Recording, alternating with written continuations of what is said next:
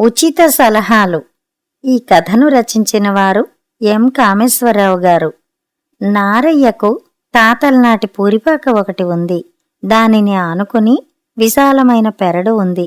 నారయ్య ఆ పెరట్లో అరటి పిలకలు నాటాడు. అరటి తోట ఏపుగా పెరిగి పచ్చగా కంటికి ఇంపుగా ఉంది. ఒకరోజు ఉదయం నారయ్య అరటి తోటలో కాలువలు సరిచేస్తూ ఉండగా జమీందారు గారి పాత గుర్రబండి వచ్చి ఆగింది. అది చూసి నారయ్య ఆశ్చర్యపడుతుండగా బండిలో నుంచి జమీందారు గారి భార్య దిగి నారయ్యను పిలిచింది.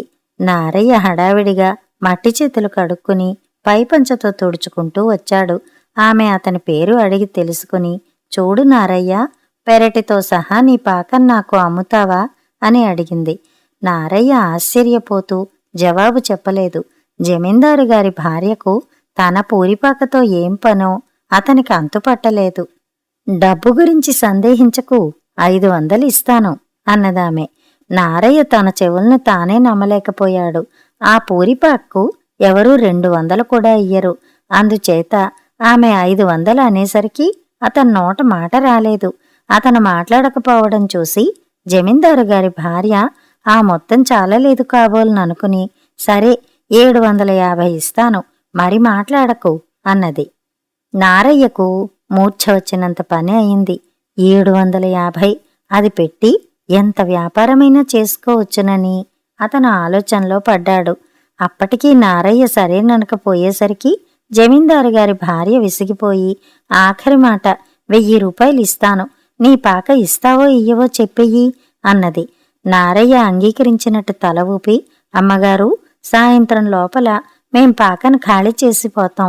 సాయంత్రం మీరు దాన్ని స్వాధీనం చేసుకోవచ్చు అన్నాడు. సాయంత్రం డబ్బు ఇచ్చి మనిషిని పంపుతాను అని జమీందారు గారి భార్య చాలా తృప్తిపడ్డట్టు కనిపిస్తూ బండెక్కి వెళ్ళిపోయింది.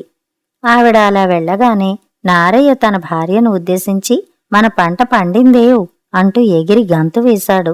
జమీందారు గారి బండి నారయ్య పాక ముందు ఆగిన క్షణం నుంచి ఇరుగు పొరుగుల వాళ్ళంతా శ్రద్ధగా వింటూనే ఉన్నారు.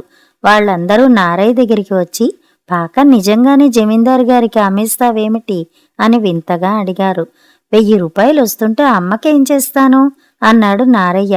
నీ తెలివి తెల్లారినట్టే ఉంది. నీ ముష్టి పాకకు 1000 రూపాయల ధర ఎందుకు పలికిందో ఆలోచించాలా వద్దా?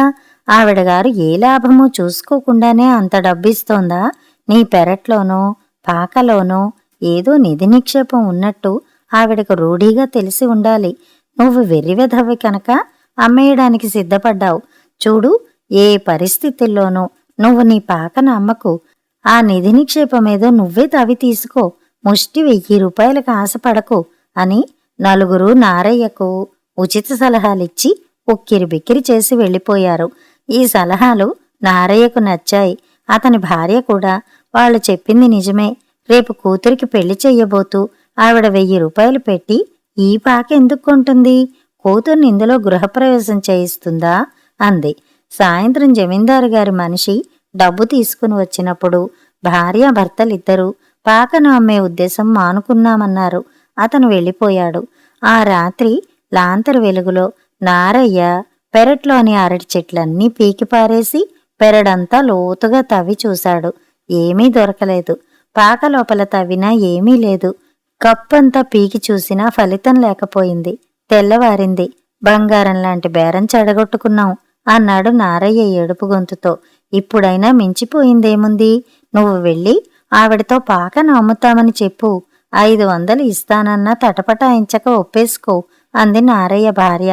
నారయ్య జమీందారు గారి ఇంటికి వెళ్ళి జమీందారు గారి భార్యతో, బుద్ధి లేక నలుగురి సలహాలు విని పాకను అమ్మనని చెప్పాను.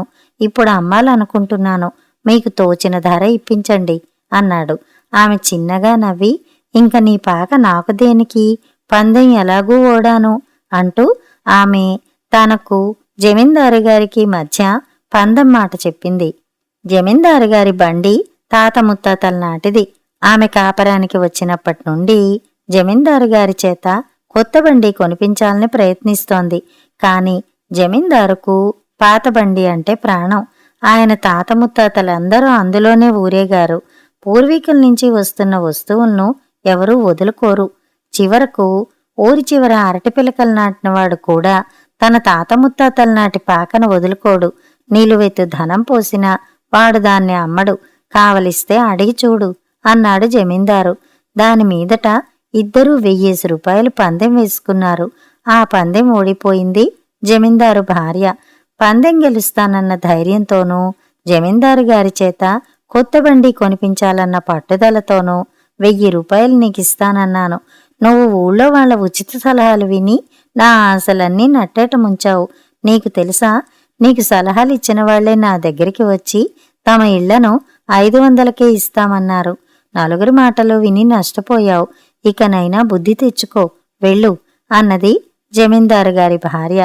నారయ్య తల వంచుకుని ఇంటిదారి పట్టాడు. కథ సమాప్తం. కథ కంచికి, మనం ఇంటికి.